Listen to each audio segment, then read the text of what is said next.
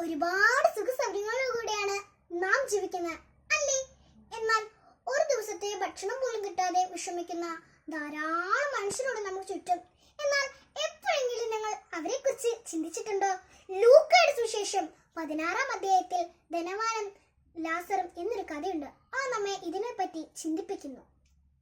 ഒരിടത്ത് ഒരു ധനവാൻ ഉണ്ടായിരുന്നു. നല്ല തിളങ്ങുന്ന വസ്ത്രങ്ങളും കുറേയധികം ഭക്ഷണവും ഉണ്ടായിരുന്നു ധനവാന്റെ വാതിൽപ്പടിയിൽ ലാസർ എന്ന് പേരുള്ള ഒരു പാവം മനുഷ്യൻ കിടക്കുമായിരുന്നു. ലാസറിന്റെ ശരീരം മൊത്തം വ്രണങ്ങളായിരുന്നു. അത് നായ്ക്കൾ വന്ന് നക്കും.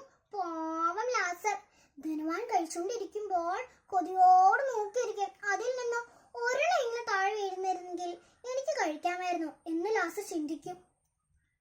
ഒരു ദിവസം ലാസർ മരിച്ചുപോയി. മാലാഹമാർ വന്ന് അവനെ സ്വർഗത്തിലേക്ക് കൊണ്ടുപോയി. പിന്നീട് ധനവാനും മരിച്ചു. അവൻ എങ്ങോട്ട് പോയെന്നറിയാമോ? നരകത്തിലേക്ക്. ധനവാൻ തീയിൽ കിടന്ന് കഷ്ടപ്പെടുമ്പോൾ തല ഉയർത്തി നോക്കി.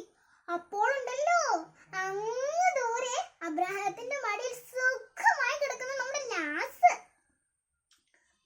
ധനവാൻ ഉറക്കെ വിളിച്ചു പറഞ്ഞു, പിതാവായ അബ്രഹാമേ, എന്നിൽ കനിയണമേ, എനിക്കൊരു തുള്ളി വെള്ളം തരാൻ ലാസറിനെ ഇങ്ങോട്ട് ഒന്ന് അയക്കണമേ. ഞാൻ ഈ തീയിൽ കിടന്ന് കഷ്ടപ്പെടുന്നത് അങ്ങ് കാണുന്നില്ലേ?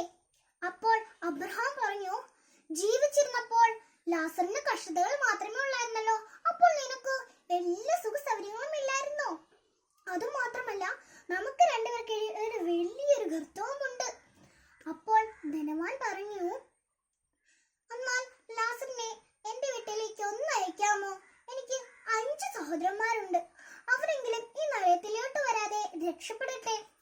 അപ്പോൾ അബ്രഹാം പറഞ്ഞു, അവർക്ക് മോശയും പ്രവാചകന്മാരും ഉണ്ടല്ലോ. അപ്പോൾ ധനവാൻ പറഞ്ഞു, മരിച്ചവരിൽ ഒരാൾ ചെന്ന് പറഞ്ഞാൽ അവർ നന്നായി ജീവിക്കും. അബ്രഹാം പറഞ്ഞു, മോശയും പ്രവാചകന്മാരും പറഞ്ഞാൽ അനുസരിക്കാത്തവർ മരിച്ചവരിൽ ഒരുവൻ ഉയർത്താലും അത് മനസ്സിലാക്കുകയില്ല. അപ്പോൾ കൂട്ടുകാരെ, നമുക്കും ലാസറിനെ പോലെ സ്വർഗത്തിലേക്ക് പോവാൻ എന്തൊക്കെ ചെയ്യണമെന്ന് അറിയാമോ? നമുക്കുള്ളതെല്ലാം പങ്കുവെക്കണം. പിന്നെയോ എല്ലാവരും സ്നേഹത്തോടെ പെരുമാറണം. അതൊക്കെ ചെയ്താൽ നമുക്കും സ്വർഗത്തിലേക്ക് പോവാം. ഈശോ നമ്മെ എല്ലാവരെയും സമൃദ്ധമായി അനുഗ്രഹിക്കട്ടെ. നന്ദി.